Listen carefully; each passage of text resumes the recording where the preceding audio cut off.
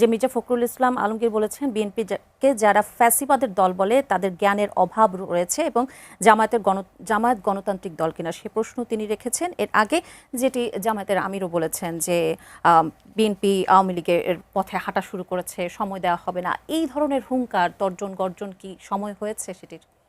না, আমি মনে করি ইটস টু আর্লি। বিএনপিকে সেভাবে হার্শ ক্রিটিসিজম এখনই করা উচিত না।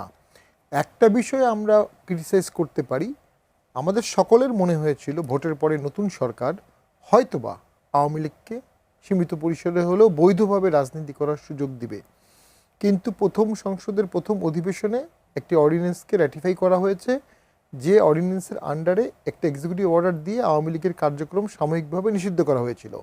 যদি ওই অর্ডিন্যান্সটি সরকার র্যাটিফাই না করতো তাহলে automatically ipso facto by doctrine of eclipse automatically lapse হয়ে আওয়ামী লীগ রিভাইভ করতো।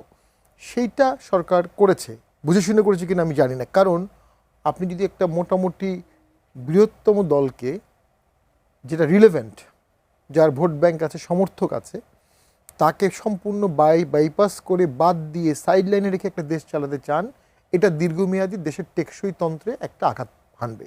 এবং ডেফিনেটলি যেটা আমাদের উনিও বললেন যে জামাত, বিএনপি, এনসিপি এই তিনটা একটাই দল।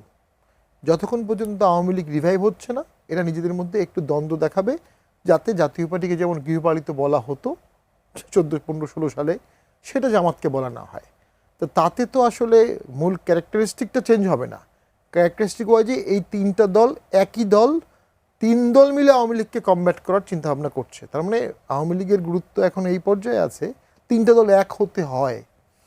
তখন যেটা হবে, যদি আওয়ামী লীগ কিছুটা দৃশ্যমান হয়, আস্তে আস্তে তার দৃশ্যমানতা বাড়াবে, তাদের উপর নির্যাতনও হবে, তখন এই তিনটি দল একসাথে রাস্তায় নামবে এক পর্যায়ে। তো জনগণও দেখবে যে এই তিনটি দল আসলে একটি দল, তাহলে সংসদে সেখানে কোনো বিরোধী দল থাকবে না।